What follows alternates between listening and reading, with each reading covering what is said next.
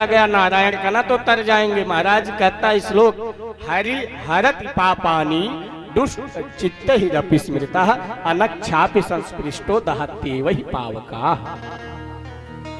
हरि हरति, हरि और हर में बड़ा अंतर है। कभी कभी क्या होता है, हम हरि को भी एक अर्थ में ले लेते हैं, हर को भी एक। हरि मतलब होता है जो पापों को हर ले, हर मतलब होता है जो प्राणों को हर। समझ रहे हैं ना? इसलिए संहार करता शंकर जी को बनाया गया। और हरि हरति पापानी स्पष्ट श्लोक कह रहा है, भगवान हरि का नाम लेने से पापों का हरण हो जाता है। कैसे? अनक्षापि संस्पृष्टो, आपकी इच्छा हो या न हो, अगर आप अग्नि में हाथ डालोगे तो जला देगी।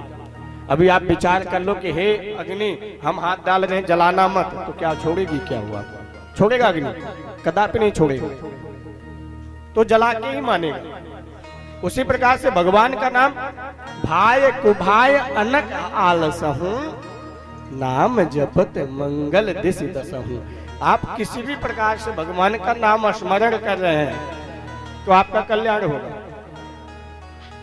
नाम महिमा के ऊपर आपको एक दृष्टांत देता हूं, समझिएगा। एक व्यक्ति था, उसने जीवन में कभी भगवान का नाम नहीं लिया था। पिताजी समझाए, बेटा नाम ले लो, कहता मुझे नहीं लेना। एक संत के पास गए, बोले गुरुजी मेरा बेटा भगवान का नाम नहीं लेता, किसी तरह उससे एक बार नाम ले लो, दिलवा दो। बोले ठीक है, उसको मेरे पास भेजो।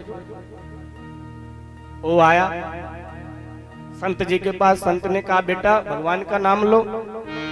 बोले हम नहीं लेंगे। बोले कोई बात नहीं, आज के बाद मत लेना भगवान का नाम, लेकिन एक काम करो, तुम मेरे साथ रहना प्रारंभ करो। बोले ठीक है गुरुजी। अब वो साथ में रहने लगे।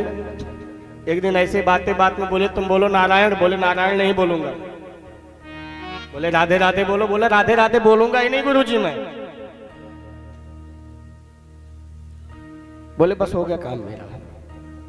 महाराज क्या बस हो गया काम मेरा, अब तुम जाओ बेटा। निश्चिंत हो गए। जब वो मृत्यु को प्राप्त हुआ, यमलोक में गया।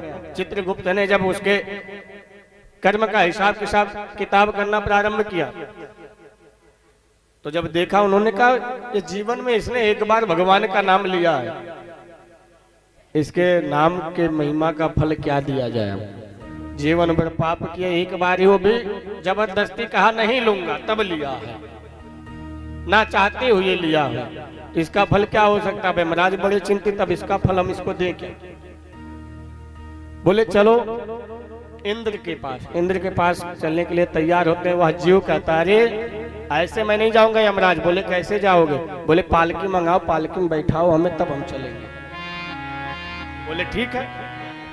पालकी में बैठाते हैं महाराज, और जैसे उठा के चलने लगते हैं, बोला रुको अभी, पहले इसमें से एक दो को हटाओ, चित्रगुप्त को लगाओ, खुद भी लगो, लेके चलो तब हम चलेंगे।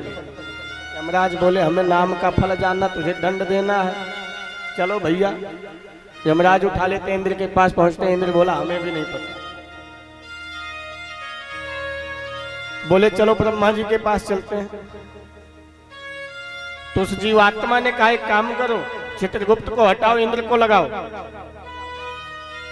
इंद्र बेचारा लग गया पालकी उठाने में। अब चल दिए ब्रह्मा जी के पास। 4 लोग पालकी उठाए थे, ब्रह्मा जी के पास पहुंचे। ब्रह्मा जी ने कहा हमें भी नहीं पता भगवान के नाम की महिमा। तब उस जीवात्मा ने कहा एक काम करो, एक कार को हटाओ, ब्रह्मा जी को बुढ़ऊ को भी लगाओ। महाराज ब्रह्मा जी को भी लगा लिए। हमारे विधाता स्वयं विचार करिए, यमराज, काल, इंद्र और स्वयं विधाता जिसने रचा हो सृष्टि को, सृष्टि में जिसने विस्तार किया हो, वो स्वयं आज उस जीवात्मा की पालकी उठाए बैठा है। पहुंचे शंकर जी के पास। शंकर जी से बोले क्या फल है? शंकर जी ने कहा हमें भी नहीं पता। बोले जो ये लास्ट का हार बचा है इसको भी हटाओ। शंकर जी आप भी उठाओ पालकी, चलो अब नारायण के पास।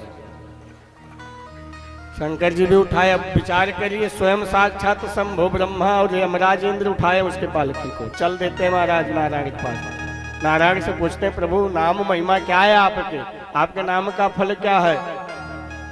बोले अभी तक आप लोग नहीं समझ पाए। बोले नहीं समझ पाए। बोले नामे का तो फल है जिसको अपने कंधे पर तुम लोग बिठा के मेरे पास लेके चले आए, ये नामे का महिमा है। बोले भक्तवत्सल भगवान की जय हो।